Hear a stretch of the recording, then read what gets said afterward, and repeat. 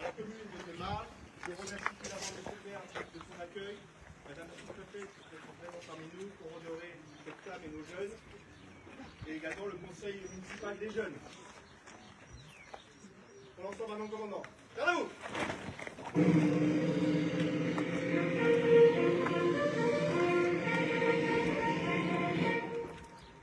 Ouvrez bord.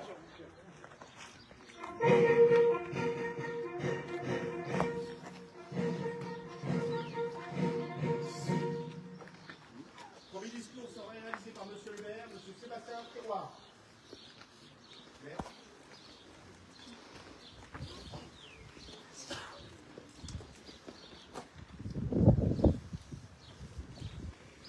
Madame la sous-préfète, Mesdames et Messieurs les élus, Mesdames et Messieurs les élus du Conseil municipal des jeunes, Mesdames et Messieurs les représentants de la gendarmerie nationale et des sapeurs-pompiers, Mesdames et Messieurs les porte-drapeaux, Mesdames et Messieurs les ambassadeurs, Mesdames et Messieurs en vos grades et qualités, Mesdames, Messieurs.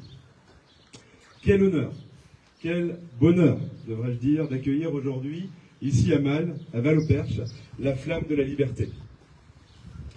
En ce 9 mai, journée de l'Europe, il y a tout un symbole à vous recevoir ici.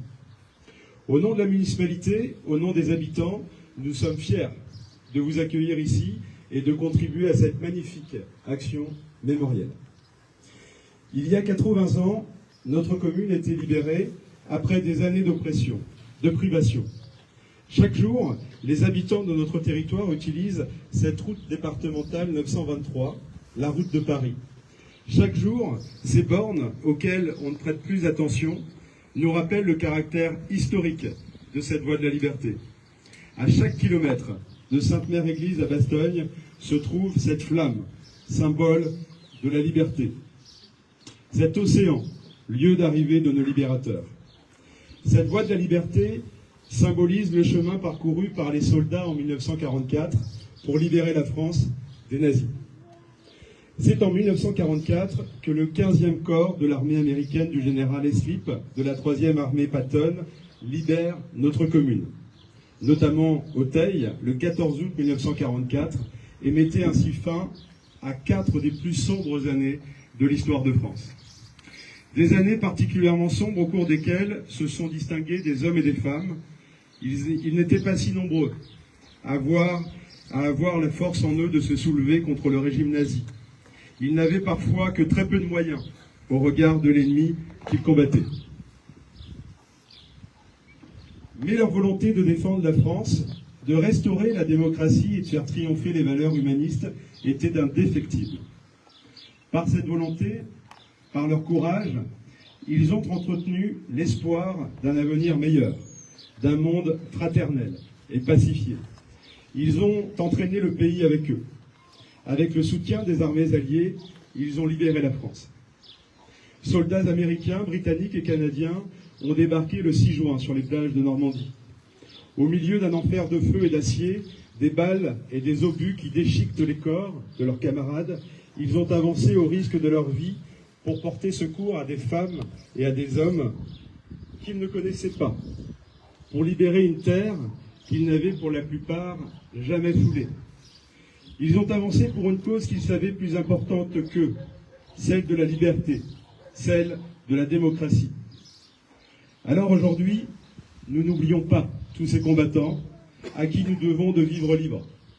Au nom de tous, je veux leur témoigner notre éternelle gratitude. Le courage de ces combattants nous rappelle une vérité simple.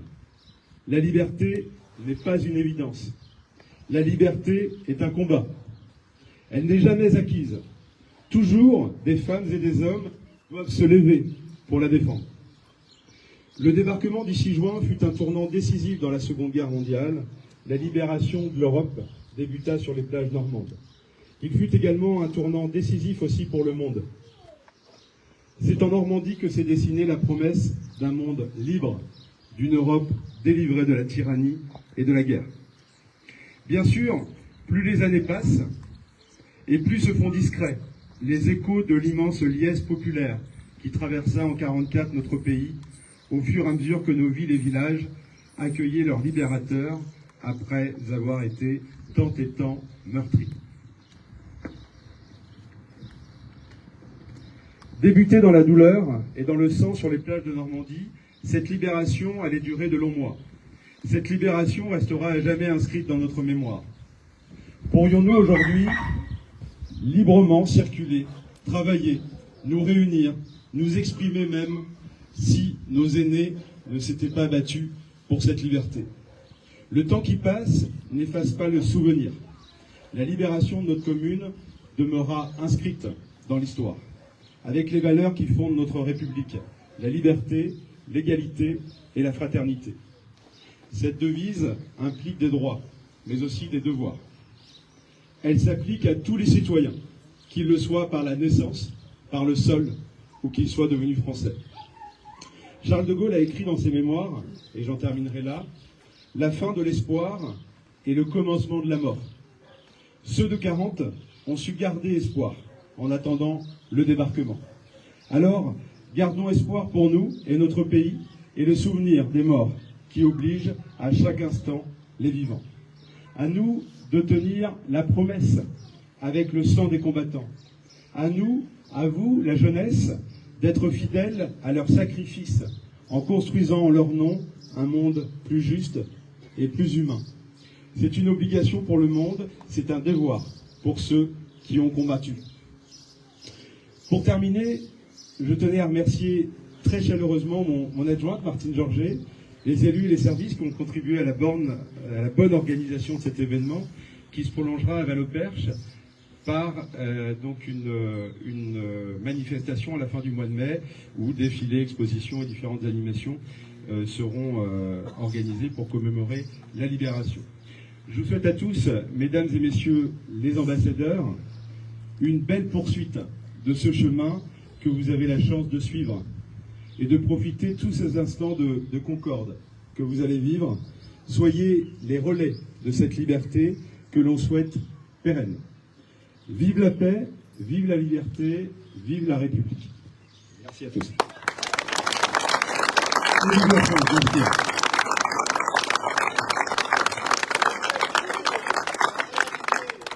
Monsieur Hervé Racard, du comité pilote du parcours de la flamme.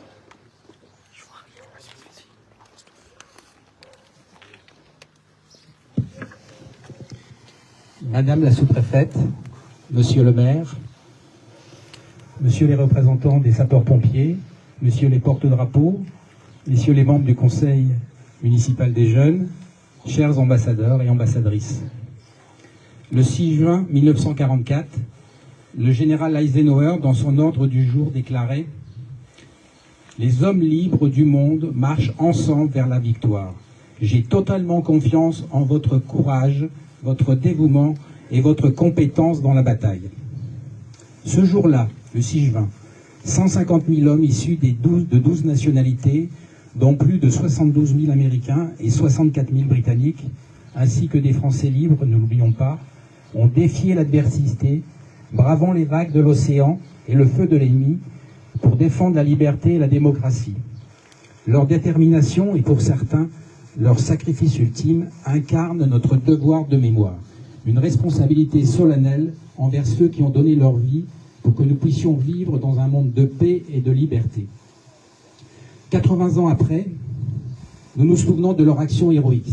C'est pour cette raison que l'association du général Leclerc de Haute, maréchal de France, et le comité de la Voie de la Liberté, représenté par sa présidente aujourd'hui, du général Patton, se sont unis pour créer l'événement exceptionnel des Flammes de la Liberté Operation Mirror 2024. Celui-ci est placé sous le haut patronage du président de la République. 34 jeunes français que vous voyez ici vont parcourir le chemin inverse des jeunes soldats de 1944. Ils ont le même âge que ceux qui ont débarqué il y a 6 ans. En signe de reconnaissance de la France, ils vont porter la flamme de la nation française au Brésil pour la déposer une partie du général Eisenhower, situé près de Porto. Quelques-uns l'escorteront jusqu'aux États-Unis pour la déposer solennellement au cimetière national d'Arlington en Virginie, près de Washington DC. Cette flamme, Cette flamme a été prélevée le 8 mai sur la tombe du soldat inconnu. Elle est le symbole de la liberté et honore le sacrifice de nos soldats dans tous les conflits du XXe siècle et dans les opérations extérieures. Elle nous rappelle que notre liberté est précieuse et que nous devons la protéger à tout prix. Elle brille aujourd'hui en l'honneur de tous les soldats alliés tombés il y a 80 ans pour notre liberté. Le parcours que ces jeunes ambassadeurs français vont emprunter est celui de la voie de la liberté. Cette voie est symbolisée par les bornes installées à partir de 1946.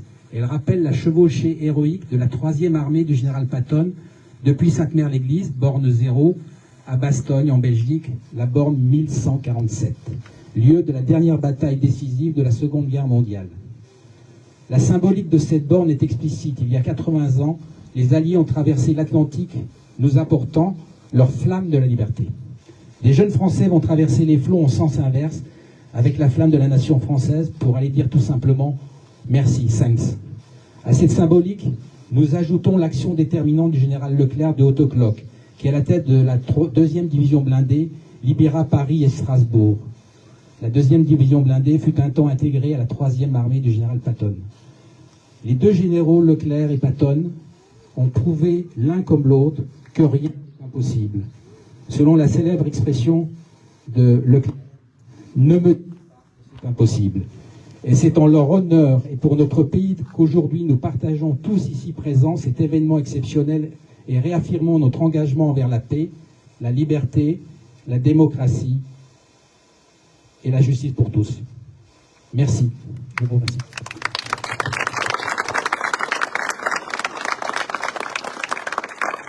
Troisième discours par l'ambassadrice Angéline Valli.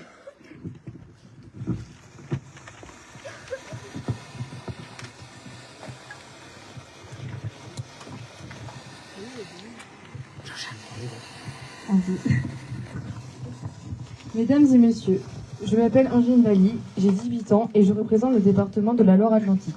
Je fais partie des 34 ambassadeurs qui vont porter la flamme de la nation française jusqu'à nos alliés. Eux qui, 80 ans auparavant, ont parcouru le chemin inverse pour nous aider à libérer notre pays. C'est un honneur pour moi d'avoir été sélectionné pour représenter la France lors de ce voyage mémoriel, marcher sur les traces des soldats anglais et américains qui se sont battus pour la nation. Pouvoir les représenter et leur rendre hommage de cette manière, à notre âge et à notre niveau, est extraordinaire. Sans leur aide, nous ne serions sûrement pas rassemblés ici 80 ans plus tard. Nous, les 34 ambassadeurs français, sommes pleinement conscients que de porter la flamme de la nation française à nos alliés est un acte d'engagement fort qui prend tout son sens dans le contexte que nous vivons aujourd'hui. Notre gratitude fraternelle est et sera éternelle.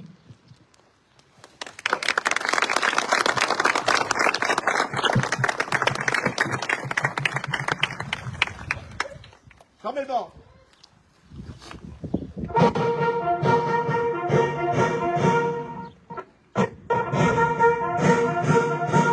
Repos. Garde à vous.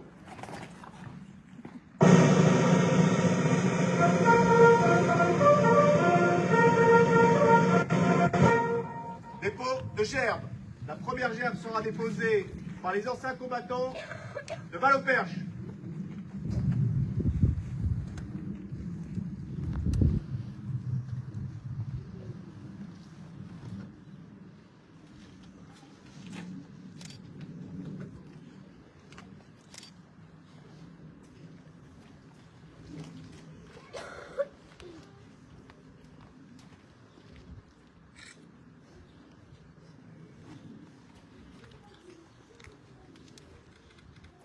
Deuxième dépôt de gerbe sera fait par Monsieur le maire.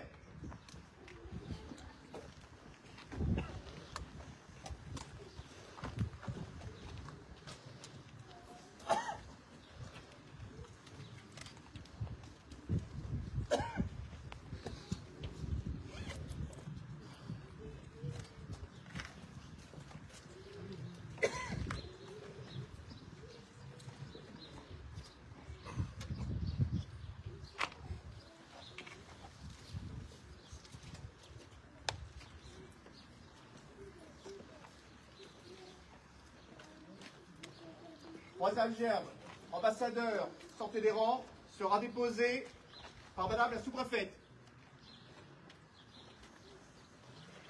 Ambassadeur.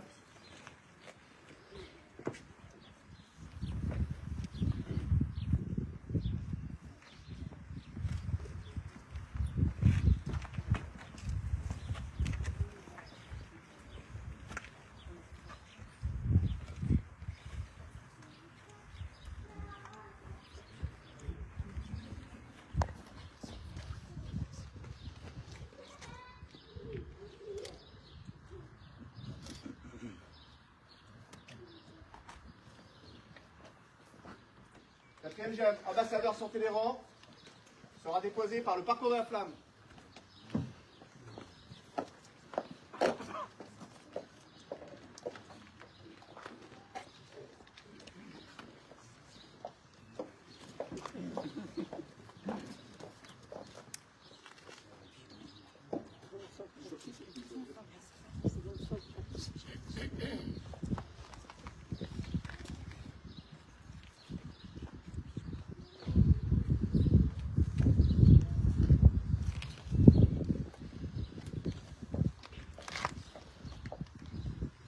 Mort.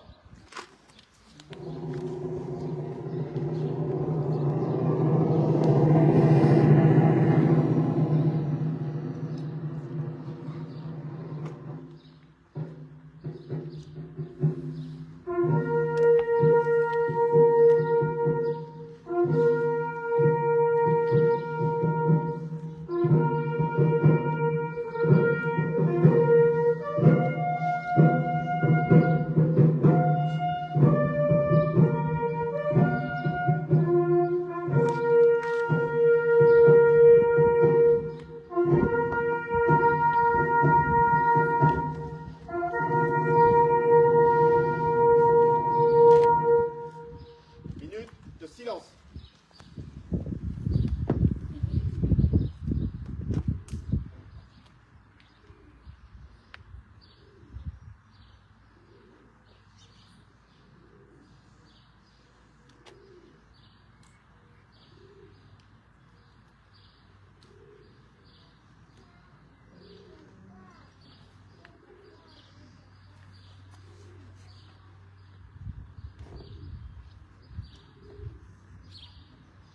Marseillaise.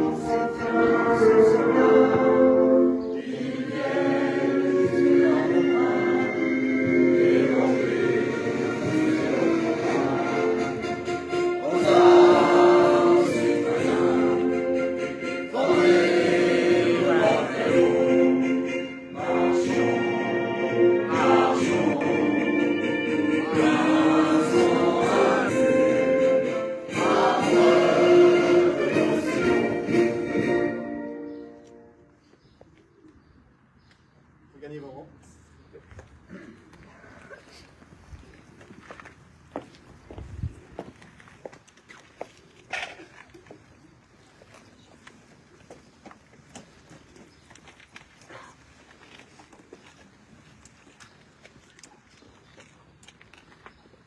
Pour l'ensemble, repos.